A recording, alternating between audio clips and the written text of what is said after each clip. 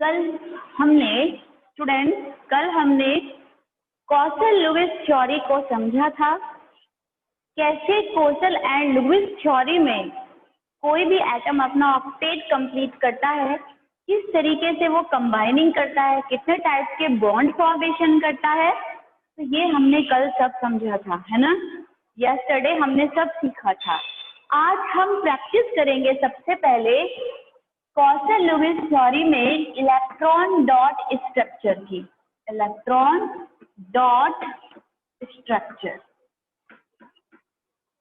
Firstly electron dot structure अगर आपको समझ आ जाती है तो आपका 2 मार्क्स का काम बिल्कुल क्लियर हो जाएगा, क्योंकि इस थ्योरी से, इस इलेक्ट्रॉन डॉट स्ट्रक्चर से रिलेटिव 2 मार्क्स का वर्क जो है वो हमारे एग्जाम में जरूर आता है। जैसे कि मैंने कल आपको H2SO4 की इलेक्ट्रॉन डॉट स्ट्रक्चर बताई थी, कोऑर्डिनेट बॉन्ड के थ्रू भी बताई थी और कोवेलेंट बॉन्ड के थ्रू भी बताई थी, है ना, बताई थी ना। उसमें आपको क्या परेशानी आ रही थी, जैसे एक बच्चे ने क्वेश्चन पुटअप किया था कि मैम कल जैसे हमने ये बनाया O3, हमने एग्जाम्पल लिया था ओजोन का,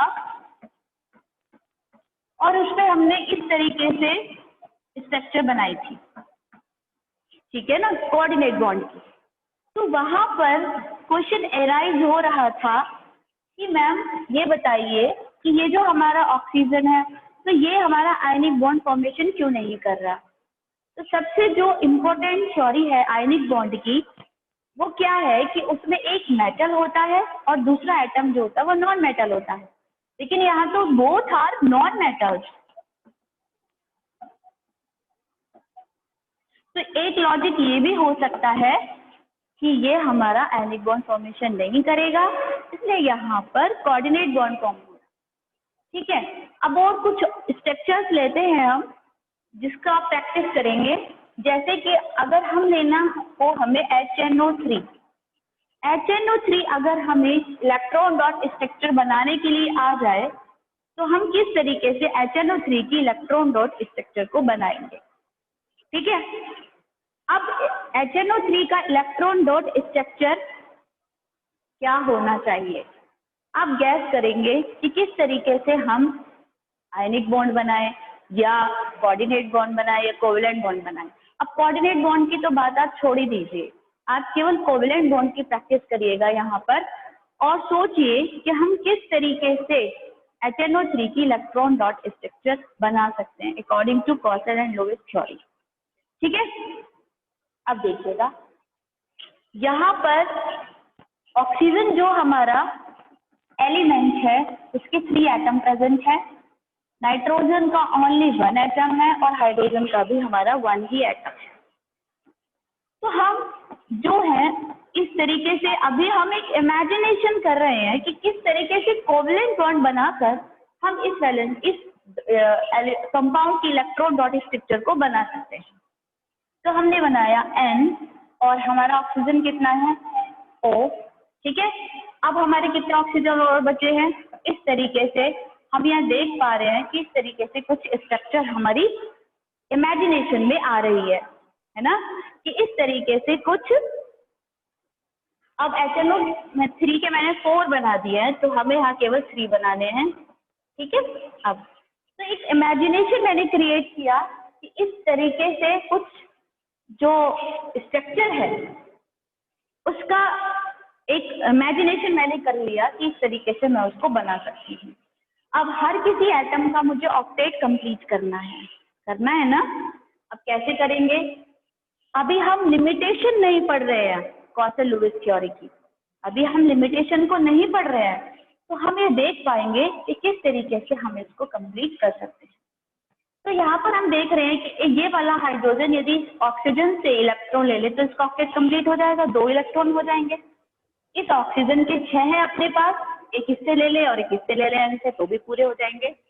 ये वाला ऑक्सीजन और ये वाला ऑक्सीजन कैसे पूरा करें, हमने डबल बॉन्ड लगा दिया, ठीक है। अब क्या होगा, N की वैलेंसी, N के पास 5 इलेक्ट्रॉन तो अपने पास है 6, 7, 8, 9, तो हमें ऑलरेडी यहाँ पर प्लस और माइनस साइन को ऑरिजिनेट करना पड़ेगा। प्लस का मतलब होता है कि नाइट्रोजन की जो 9 वैलेंसी हो रही है, कैसे देखिएगा, H के पास एक इलेक्ट्रॉन, ध्यान से देखिएगा, इसके पास कितने इलेक्ट्रॉन आउटर मोस्ट में वैलेंस इलेक्ट्रॉन 6, नाइट्रोजन के पास कितने होते हैं 5, 1 2 3 4, और हम यहाँ पर ले लेते हैं 5। उसके बाद ऑक्सीजन 1 2 3 4 5 6, हमने एक ऑक्सीजन और है 1 2 3 4 5 6। इस तरीके से हमने क्या करा, सबके जितने भी एटम हमें गिवन है सबके वैलेंस इलेक्ट्रॉन हमने यहाँ पर रख लिए। अब ये इससे एक ले लेगा तो कंप्लीट हो जाएगा इसका ऑक्टेट। ये ऑक्सीजन जो है वो इस तरीके से कंप्लीट कर लेगा, ठीक है। ये जो ऑक्सीजन है वो इस तरीके से कंप्लीट करेगा। अब नाइट्रोजन के पास में 5 थे, एक इससे लेगा 6 और एक इससे लेगा, क्लियर। 5 1 2 3 4 5 6 7 8 9 हो गए हैं और इसके जो हैं अभी तक केवल 7 ही हो पा रहे हैं। तो क्या होगा, हमने यहाँ पर माइनस साइन ऑरिजिनेट कर दिया और यहाँ पर पॉजिटिव साइन ऑरिजिनेट कर दिया। तो इसका ये मतलब है कि ऑलरेडी एक इलेक्ट्रॉन गिवन है नाइट्रोजन ऑक्सीजन के पास, ऑलरेडी इसने एक्सेप्ट किया हुआ है, इसमें नेगेटिव चार्ज है, और इसने डोनेट किया हुआ है, इसलिए यहाँ पर पॉजिटिव चार्ज है। तो अगर इस तरीके से कोई स्ट्रक्चर बनाने के लिए आती है एग्जाम में, तो आप उसको इस तरीके से क्या करेंगे, बनाएंगे। तो इस तरीके का स्ट्रक्चर एग्जाम में आएगा कि HNO3 की इलेक्ट्रॉनिक डॉट स्ट्रक्चर बनाइए, तो आपको बनानी पड़ेगी पूरी, उसी का आपको 1 मार्क्स मिलेगा, ठीक है। तो यहाँ पर इस तरीके से आप स्ट्रक्चर करेंगे। दूसरी हम लेते हैं, एक सेकेंड एग्जाम्पल लेते हैं हम, CO3 2 नेगेटिव। आपको ऐसे भी मिल सकता है कि CO3 2 नेगेटिव का इलेक्ट्रॉनिक डॉट स्ट्रक्चर बनाइए according to Kotal and Lewis. आप क्या करेंगे, सेंटर एटम जो है यहाँ पर वो कार्बन है, ऑक्सीजन हमारे पास 3 है। हम पहले सबसे पहले स्टूडेंट हम एक इमेजिनेशन करेंगे कि हम किस तरीके से एटम को रखें कि सबका ऑक्टेट कंप्लीट हो जाए, क्योंकि Kossel and Lewis theory mainly octet rule पर डिपेंड करती है कि हर एक एटम का ऑक्टेट कंप्लीट होना चाहिए। तो हम पहले एक इमेजिनेशन करते हुए पहले हम एक स्ट्रक्चर बना लेंगे, उसके बाद हम यहाँ देखेंगे कि सिंगल बॉन्ड लगाना है एटम्स के बीच में या डबल बॉन्ड लगाना है, वो देखेंगे और उसके अकॉर्डिंग ऑक्टेट हर एक एटम का कंप्लीट करेंगे। तो हमने क्या देखा यहाँ पर कि अगर हम सिंगल बॉन्ड लगाएं तो कार्बन के पास आउटर मोस्ट में कितने इलेक्ट्रॉन है 4। अब ये एक इससे ले ले 5, एक इससे ले ले 6 और 2 इस वाले से ले ले तो 8 पूरे हो जाएंगे, ठीक है। 6 यहाँ पर इनके बना लिए मैंने, ठीक है।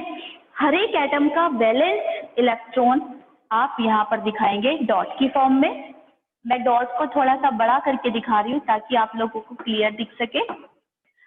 उसके बाद हम हर किसी का ऑक्टेट कंप्लीट करेंगे। अब देखिए, अगर ये वाला ऑक्सीजन इस कार्बन से केवल सिंगल बॉन्ड ही बनाए तो इस ऑक्सीजन के आउटर मोस्ट शेल में तो केवल 7 ही इलेक्ट्रॉन जाएंगे, 6 तो इसके अपने पास है, एक कार्बन से ले रहा है तो ओनली हमारे पास कितने होंगे, केवल 7। तो ये जो 2 निगेटिव चार्ज है, इसको अभी आप सिंगल बॉन्ड को नहीं दिखाएंगे यहाँ पर, तो ये जो 2 नेगेटिव चार्ज है वो यहाँ पर है, ऑक्सीजन पर है। ऑलरेडी 2 इलेक्ट्रॉन दोनों ऑक्सीजन ने एक्सेप्ट किए हुए हैं, तो ये क्या होगा, इनका ऑक्टेट कंप्लीट हो जाएगा कार्बन का केवल एक इलेक्ट्रॉन लेने पर ही, ठीक है। और ये डबल बॉन्ड लेगा ऑक्सीजन। उसके बाद कार्बन का आप कैसे कंप्लीट करेंगे, तो उसके लिए आप इलेक्ट्रॉनों को इस तरीके से रख लीजिए कि आपकी शेप थोड़ी अच्छी दिखाई दे। तो ये हमारा क्या हो गया, यहाँ से कार्बन का एक यहाँ से लिया, 2 ये लिए, और 1 2 3 4 5 6 7 8, क्योंकि इस वाले ऑक्सीजन और कार्बन के बीच में सिंगल बॉन्ड फॉर्म हुआ है, तो म्यूचुअल शेयरिंग के केवल 2 इलेक्ट्रॉन बने हैं। यहाँ भी सिंगल बॉन्ड फॉर्म हुआ है तो 2 इलेक्ट्रॉन बने हैं, और यहाँ पर डबल बॉन्ड फॉर्म हुआ है तो म्यूचुअल शेयरिंग के 4 इलेक्ट्रॉन यहाँ पर बने हैं। इस तरीके से आप अपने स्ट्रक्चर को कंप्लीट करिएगा, प्रैक्टिस करिएगा। और मैं कुछ प्रैक्टिस के लिए आपको एग्जांपल दे रही हूँ यहाँ पर। जैसे आप बनाएंगे, कुछ प्रैक्टिस का मैं देती हूँ, आप बनाएंगे, यहाँ पर होमवर्क है आपके लिए। आप O2 है ना, और NH3, BH3, इन सब के स्ट्रक्चर बनाएंगे, H2। तो ये एक बार आप प्रैक्टिस करेंगे इनकी स्ट्रक्चर बनाने की, तो आपको बिल्कुल अच्छे से क्लियर हो जाएगा। ठीक है, तो इस तरीके से आप और स्ट्रक्चर बनाइएगा। ठीक है, और स्ट्रक्चर बनाइएगा तो आपको अच्छे से क्लियर हो जाएगा। ठीक है, नाउ एक सेकेंड।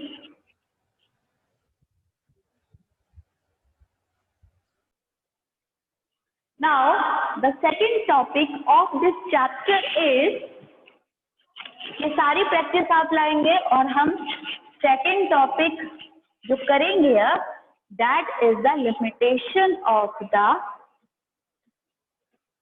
Octet rule. ठीक है, नेक्स्ट टॉपिक हमारा क्या है? टॉपिक नंबर 2 जो हमने आज लिया है, that is the topic number 2 क्या होगा हमारा? लिमिटेशन।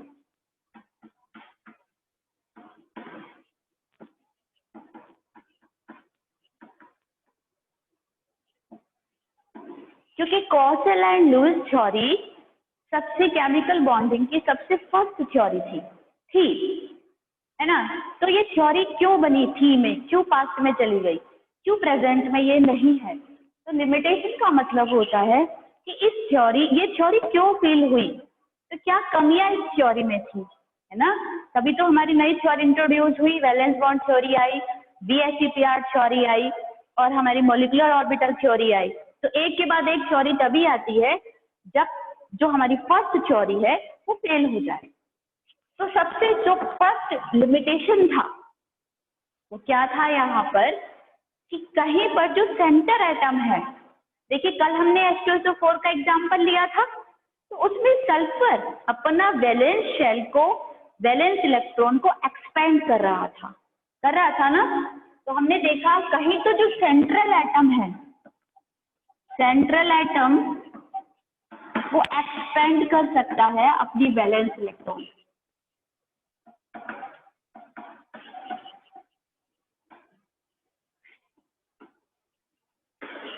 है ना? अगर एक्सपेंड कर लिया वैलेंस शेल को किसी भी सेंट्रल एटम ने, तो वहां पर क्या होता है? Number of valence electron increase हो जाएंगे। फॉर एग्जाम्पल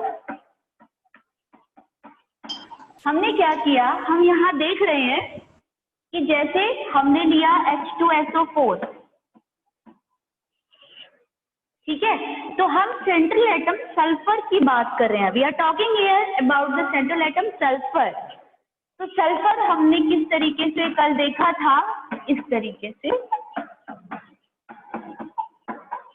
अभी हमने स्ट्रक्चर को एक इमेजिनेशन फॉर्म दिया है। अब हम इसके वैलेंस इलेक्ट्रॉन को देखेंगे तो हम यहाँ देख पा रहे हैं कि सल्फर के पास अपने 6 इलेक्ट्रॉन थे,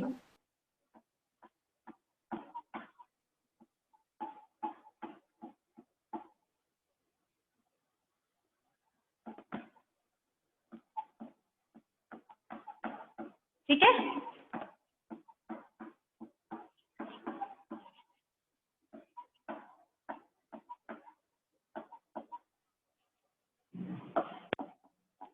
तो हमने ये देखा कि एक इलेक्ट्रॉन यहाँ पे गया, कंप्लीट, हाइड्रोजन कंप्लीट। उसके बाद जो हमारा सल्फर ऑक्सीजन है वो एक यहाँ से लेगा, एक यहाँ से लेगा, कंप्लीट। ये वाला भी इस तरीके से ले रहा है, कंप्लीट, और ये इस तरीके से ले रहा है, ठीक है? अब सल्फर देखिए, क्योंकि सल्फर से ये वाला ऑक्सीजन 2 इलेक्ट्रॉन गेन कर रहा है, 2 इलेक्ट्रॉन की म्यूचुअल शेयरिंग कर रहा है, और ऊपर वाला भी। तो सल्फर भी, तो क्योंकि म्यूचुअल शेयरिंग है, बराबर की साझेदारी है, तो सल्फर को भी उससे 2 इलेक्ट्रॉन लेने पड़ेंगे। तो सल्फर ने क्या किया, 2 इससे लिए, एक इससे लिया, दो इससे लिए और एक इससे लिया। तो आप देखिए कितने इलेक्ट्रॉन हो गए सल्फर के पास, 1 2 3 4 5 6 7 8 9 10 11 12। यानी कि यहाँ पर जो सेंट्रल एटम है सल्फर, उसके आउटर मोस्ट में कितने इलेक्ट्रॉन हो गए, 12 वैलेंस इलेक्ट्रॉन है। वाई नहीं बता पाए Kossel and Lewis. So this is the limitation of the octet rule which is given by the Koshal and Lewis। तो ये हमारा क्या था, ये भी एक कमी थी कि क्यों सल्फर ने अपने वैलेंस शेल को एक्सपेंड करके नंबर ऑफ वैलेंस इलेक्ट्रॉन उस शेल में इंक्रीज कर लिए। तो ये भी एक कमी थी बच्चा, है ना। अब हम क्या करेंगे, अब दूसरा लिमिटेशन क्या था कि कहीं तो एक्सपेंडेशन हो रहा है सेंट्रल एटम में और कहीं क्या हो रहा है कि इलेक्ट्रॉन कंप्लीट नहीं हो पा रहे हैं कहीं पर। तो यहाँ पर मैंने दिखाया कि यहाँ पे एक्सपेंडेशन कर रहा है वो, और अगले मैं दिखाऊंगी आपको कि वहां पर वो क्या कर रहा है, वहां पर इनकम्प्लीट ऑक्टेट है। तो कुछ एलिमेंट्स में क्या है, incomplete octet of some central atom। ठीक है, फॉर एग्जाम्पल जैसे कि हम BH3 बनाएंगे तो बोरोन जो है वो थर्ड ग्रुप का एलिमेंट है, तो बोरोन के पास केवल 3 इलेक्ट्रॉन है। ठीक है ना, boron is a member of the 13 group, so it have only 3 valence electron in its valence shell। अब इसके पास हाइड्रोजन भी 3 है। तो ये इस तरीके से अपना सब ऑक्टेट कंप्लीट करेंगे। अब बोरोन के आउटर मोस्ट में मैं देखूं तो केवल कितना इलेक्ट्रॉन है, देखिएगा आप 1 2 3 4 5 6, यहाँ पे बोरोन के पास केवल 6 इलेक्ट्रॉन है, जबकि ऑक्टेट रूल कहता है कि सेंट्रल एटम के पास 8 इलेक्ट्रॉन होने चाहिए। तो it have the deficiency of the 2 electron. Why? तो इसका रीजन भी कोशल एंड लुईस नहीं दे पाए थे, जिसकी वजह से ये थ्योरी फेल हुई। तो सेकंड रीजन आई थिंक आपके क्लियर हो गया होगा कि क्यों ये थ्योरी फेल हुई है। एक और लेते हैं हम, तो कहीं पर एक्सपेंडेड ऑक्टेट है, कहीं पे इनकम्प्लीट ऑक्टेट है, और अदर ड्रॉबैक भी हैं इसके। जैसे ये जो थ्योरी है वो किसी भी एटम की स्टेबिलिटी को नहीं बताती। स्टेबिलिटी को क्यों नहीं बताएगी, आपको अच्छे से पता है।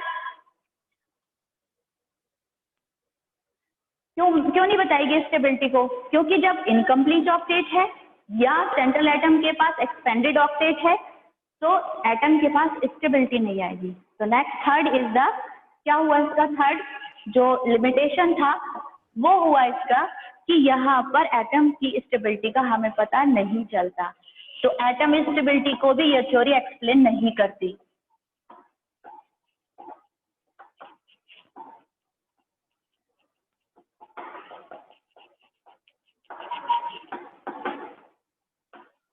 ठीक है, तो ये थ्योरी है, ये एटम की स्टेबिलिटी को एक्सप्लेन नहीं करती।